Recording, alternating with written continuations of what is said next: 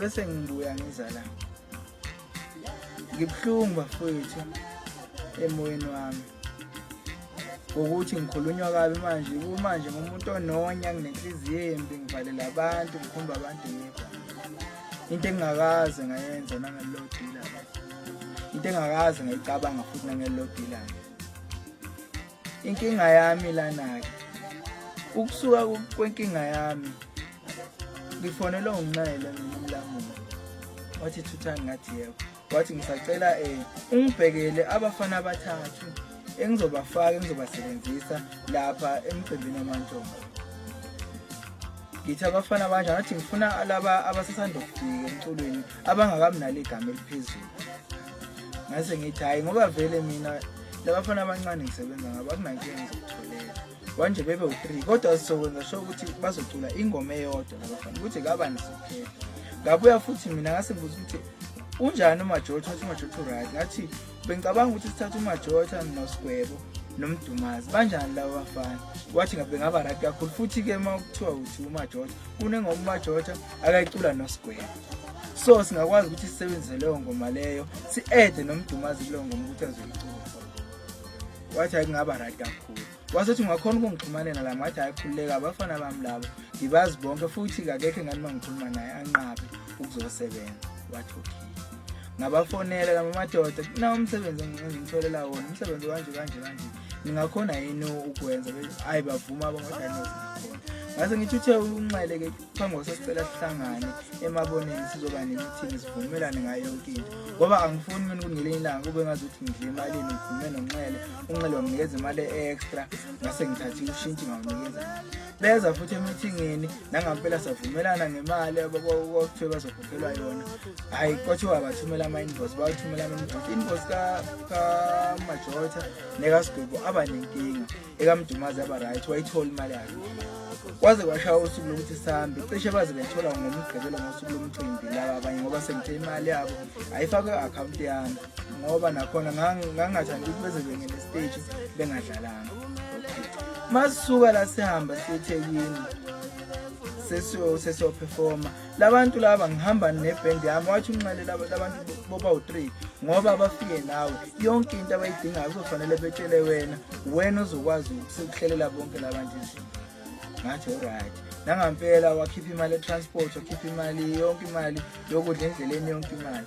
Hayi makushaya insuku zokuhamba sihambe emotweni esasihamba ngayo sasiba u6 kwakuyimi uMajotha uMdumazi uSigwebo kube ubonga khona umfo wasemzimkhulu abathi ubonga kaMfeka kuzoba lo wesi6 sihamba ngemonto eyodwa. Masihamba siba u6 la emontweni mina ngifike ngihambane nomuntu osifazane kule monto yabo. Mangifika kule monto akangaba bikho umuntu okhombisa ukuthi hayibo lo muntu engimfica la emontweni ngoba bonke labantu bangifica sengisemontweni mina ngangihamba ngibakoleka akekho akakhombisa ukuthi hayibo lo muntu engimfica emontweni ngiyamazi lo muntu lona khona into engihlanganisa naye. Sihambe size siyofika eThekwini masihamba nje eThekwini sasihamba shutha izithombe ngiyacabanga mhlawumbe bakhona abakunothisa lokho zikhona mina manje izithombe kwabashutha bafaka Facebook mina ngangihleli phambili ngidriver sihleli nobonga emumva kwakuumuntu osifazane kube uMajotha kube uSigwebo kube uMdumazi babe u4 babehamba beshutha izithombe indlela yonke eseThekwini. Ngifonela inxele sesiseThekwini indawo ke wathi no wena uzolala eRoyal Hotel.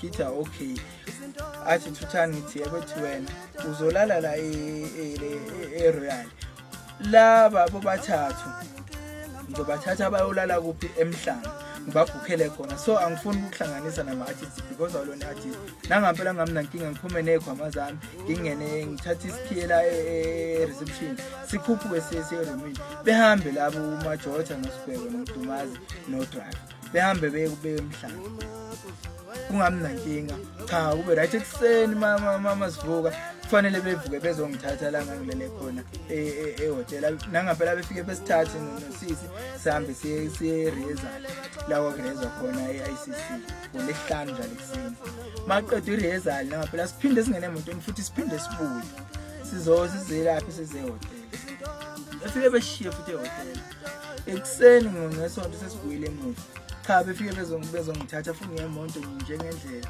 okwakade kwenzeke ngami nankinga. Mase ngifike emontweni ngifika uMajoda akekho, uMdumazi akekho, awusquare yebo. Yini bapha abantu uthi hayi uMajoda uthe uyasala la TV uzobuya silandele. uMdumazi muphi yena? Ethi uMdumazi uzosola ahambe ekhaya. Uthi hayi no ayikho inkinga ngokudlala singahamba nayo inkinga. Sibuye size eGoli singenankinga nanencane sifike eGoli sihambe sideliver sisi la ayihlala khona sasihamba naye sibuye size eGoli. Imoto ifike ngishiye iyoshiya isigqoko la hlala khona ihamba. Kuphele nje kanjalo ngokomcimbi manje. Ngibhlungu ke njengamanje ekugcineni kwakho konke lokho engikwenzile mina ngomuntu onenhliziyo embi ongafuni ukuthi kube khona umuntu ophumelelayo noyaphambili. Engakwazi mina ukuthi ngithathele lo muntu ngamusa emcimbini owazomkhokhela and imali yakhe angiyazi nokuthi yayingene imalini yayingene ngasiphi isikhathi ngoba akaze ngitshela wanje ukuthi imali ingenile kwakuphela. Okubhlungu nje kunakho konke ke ukuthi ekugcineni kuzovela izinkulumo eziningi.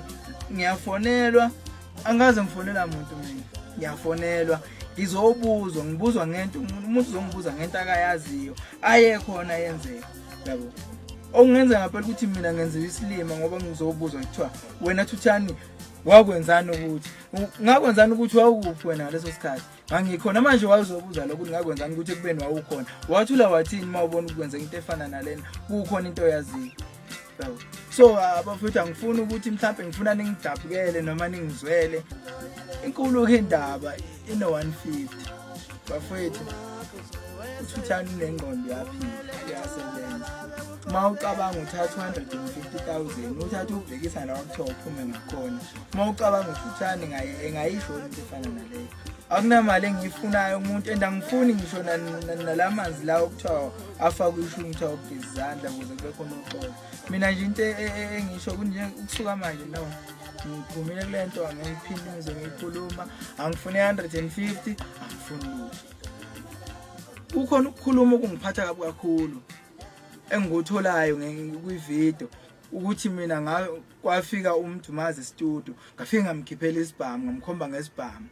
Cha mfowamhlongo ngoba kaNdlovu ngiyakukhulula makuthi ngakukhomba ngesibhamu nje kufanele namanje ngicela usuku uhambe epolice station uyongibopha ngoba isibhamu siyicala. Ngiyakuzwa ukuthi wawulinde obhuti abadala bazokhuluma ngazi kulabo bhuti okhuluma ngabo ukuthi babe khona noyiphoyisa ngoba icala lesibhamu lithethwe umuntu kuthethwa iphoyisa yabo. Ngiyalahleka lapho futhi mangicabanga lento yenzekile suqedile u2 weeks angazi ukuthi bulinde ukuthi bazokhuluma bethini obhuti abadala makuthi ngempela mina ngakhomba ngesibhamu. Yinto ekuvimba ukuthi uhambe ngibopha isibhamu litha icala lesibhamu alithethwe umuntu kuthethwa iphoyisa. So mfowethu ngiyacela ukuthi makuthi ngempela wena ungakhomba ngesibhamu futhi hambe ngibopha then bese unikeza amaphoyisa ubufakazi ngempela bese udonsa labo bufakazi labo usho ukuthi ngakukhomba engqeni ngesibhamu noma ngakukhomba isiphundu noma ngakukhomba esiphongweni noma ngakukhomba kuphi. Watshela amaphoyisa ngakukhomba kuphi mangiqeda ukukhomba yini owayenza ngavinjwa yini ukudubula mase ngisikhiphile isibhamu. Ngiyacela ukuthi ukwenze lokho ngiyacela impela ngoba nami angifuni ukuthi ngigcine ngibe yinto engeyona emphakathini. Yebo usukubekile okubekayo ngami kuhle kuwe kuyabajabulisa abanye yabo anginankinga nakho konke lokho kushoyo kimi futhi akunankinga kodwa abantu into engifuna beyazi iyodwa ukuthi mina ngigule ekhanda ngiyaphila njengoba ngiphila nje ngiphila nabantu futhi abaphilayo ekhanda. Labantu laba abangitshela ukuthi Thuthani umdala unengqondo ecabanga ngoba usondele nathi nje sisibadala and thina sabantu abajwayele ukwenza izinto ezirayo futhi siyacela noma ngabe kuthiwa yini yenzakele kuwe phakathi kwakho nalengane ingane le yebo kukhona yakusho kuningi yakusho ku-wrong and asikhumbule iphakamisela umoya lengane ngesikhathi iquality likakuwe ekubeni kwakuyiyona yayikusukelile yakufonela yabo. So mina into engishoyo cha bafowethu nonke eninginikeza ama-advice ngiyabonga futhi hayi ngoba mhlambe nginekhanda eliqinile noma ingoba mhlambe ngazi kakhulu noma ingoba ngifuna ukuncenga njengoba kusho abanye bethi ngifuna ukuncenga ngizenza mkhulu. Angikazi nangelilodwa ilanga mina ngathi akekho engineer ohlula mina ngomsebenzi soze kube njalo.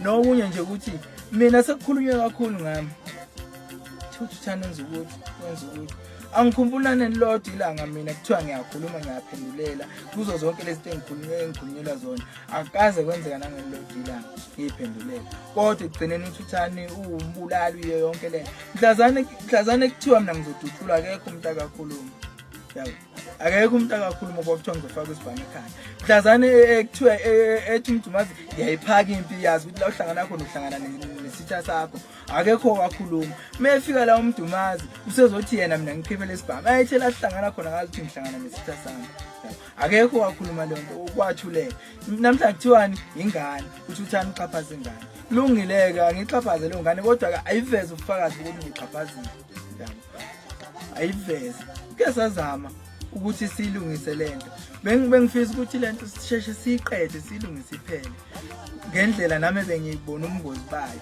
ngoba egcineni ngempela mina kuzokwenzeka uthola ukuthi ngiba nenkinga noma ingasathinti lo muntu enginenkinga naye kodwa njengamanje mina umuntu enginenkinga naye uyedwa uMdumazi kuphela akekho umuntu enginenkinga naye umuntu akangithembisa ukungibulala uyedwa uMdumazi kuphela umuntu angithembisa ukungidubula and ke lokho angifuni ukuthi mhlawumbe mangathiwa ngehlelwa inkinga njengamanje akekho umuntu ngekuthiwa kusuka kuyobheka umuntu oseThekwini kuthiwa uThuthani umuntu akamlimazile mhlawumbe umuntu oseThekwini mina umuntu enginenkinga naye uyedwa akangakufihla ngalokho ukuthi la sohlangana khona angikwazi ukuthi ngihlangana nesitha sami ngesikhathi bezama ukuthi sikhulume lento ngivumile mina basibize meetingini ngaye meetingini ngadela umsebenzi ngakhansela umsebenzi wami ngoba ngangifuna ukukhombisa ukuthi mina anginankinga ngempela nalento Thema sofika emeetingini sakhuluma konke sikhulumayo ngakubeka kwacaca futhi ukuthi yazi mina nginankinga uMdumazi ungithukile ngomeni yakhe anginandaba nalokho okungidina kakhulu akakwenzile ukuthi enkingeni yami naye bese zofaka umuntu ongangene lapho ofana nomuntu engibambisene nayo ngokuthanda uzofaka yena ngakubeka kwacaca lokho emeeting ukuthi anginankinga nokungithuka kwakhe okay makufanele sidlule lapho uthini yena uthi no iwakuzo uyaxolisa konke akakwenza mina akakusho kimi okay ngiyalemukela uxolo lapho wasethi kodwa nginenkinga mawuxolisa ukodwa yakhe okay wathi kodwa nginenkinga wathiwa inkinga yani manje wathi ngiyadideka methu Ndlovu ngiyamthuka kwi-CD yakhe ngize ngifaka nanomndeni wakhe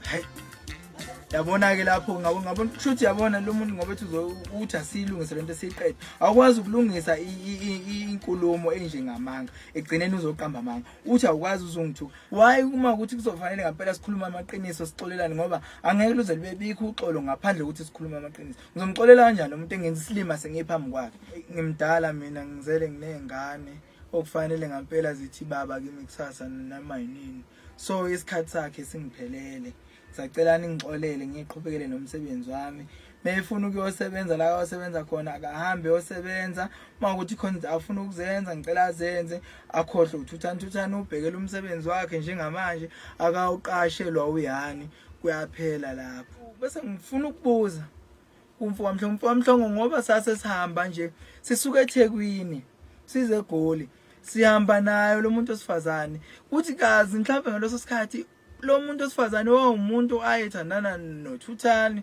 noma ayethandana nomfowamhlongoni ngesikhathi sethe sisuka nje la seThekwini size sibuya uthi mhlambe mangake ngichazeleke lapho ngoba inkinga enkulu engibona ngathi khona ilapho ngoba ngazi ukuthi khona la ofihlela khona abantu iqiniso ngiyathanda ukuthi leyo mpendulo leyo njengoba yona umuntu ojwayele ukushutha nje ukuthi akushuthe mfo uchazele abantu ukuthi lo muntu lo okhuluma ngaye oseze wasifikisa la sifika khona wazana kanjani naye mawungasho lokho nje ku right mfethu uqedile ngiyabona.